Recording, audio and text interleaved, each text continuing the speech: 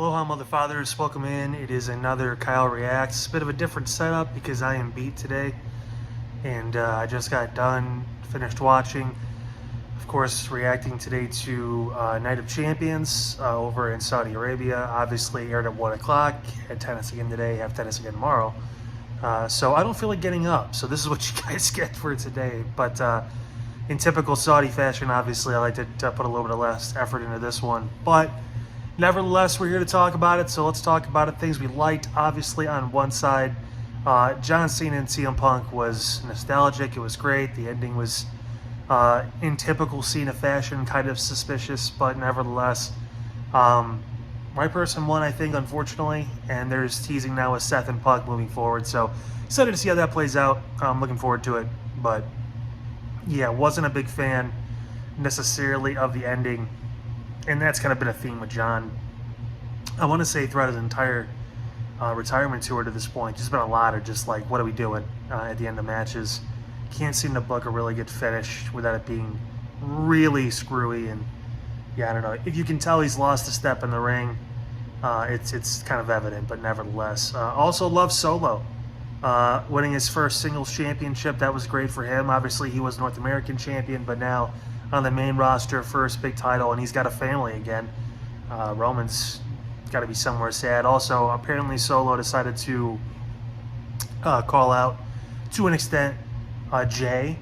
So maybe there's movement there with those two tying in Jimmy, tying in Jacob, who knows. But I feel another Survivor Series match coming, and I don't know if I like that. But Hikulea's there. The other Tongan is there now too, and Tongaloa. We all know Tama's the real one, but nevertheless, congrats to Solo. He's been one of the best characters for a long time now, and good to see him get the job done. Also loved Rhea's match. Two people that trust each other worked really well together. Shocker, it's great. I mean, Rhea, I think maybe got hurt a little bit during that match too, but nevertheless, she looked fantastic. Raquel looked great. She looked dominant.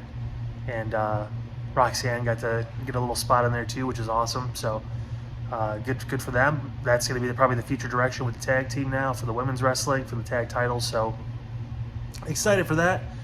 And then the last thing for me that I thought was pretty cool, the promos and the back and forth didn't really deliver last night, but today Randy and Cody had a great match.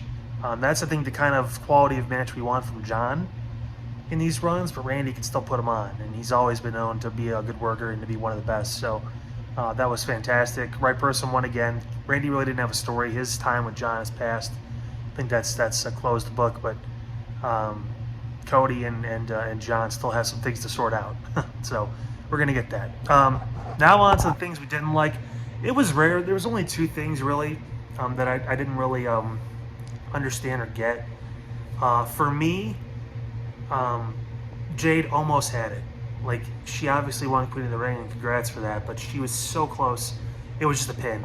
We can't have a freaking Saudi show without a faulty pin. They obviously didn't draw attention to it, but yeah, I mean, that was kind of crazy. I can't believe the last thing you want to do. Again, it's the end of the match. Just finish it. She had a fairly decent match. There wasn't a lot of issues. I think Anthony will probably say the same too. The match was pretty good just until that last part. And then the other thing too, the ref bump with the Cena ending, because again, this kind of ties into it. But dude got a shoulder tackle from John Cena, and he was out for 10 minutes. 10 minutes. Like, what is that? I don't understand. These referees, they've shown videos of them training and all this stuff to be able to handle this. The ref bump is fine for like a minute or two, but get your ass back up and back in the ring. Like, on a freaking shoulder tackle. He didn't take a kick to the head. He didn't take, a chair shot or a title or none of that stuff. It was a fucking shoulder block. You can get bumped in the street. What the hell? And then walk on. Like, I don't... That's the only part that pisses me off, again, because it's lazy. He sold a shoulder tackle for 10 minutes. There is such thing as overselling, and that was it. So that's going to wrap it up for me, guys, on this Reacts. Again, like I said, I'm tired of shit, so I appreciate you stopping by and catching up. We'll have clips again starting tomorrow as well on all platforms, and we'll be moving forward, getting ready for Raw on Monday. Again, it's going to be an interesting week. We'll talk more about that on the podcast too, but I will see you guys Monday night. Have a great rest of your weekend. I will try to do the same.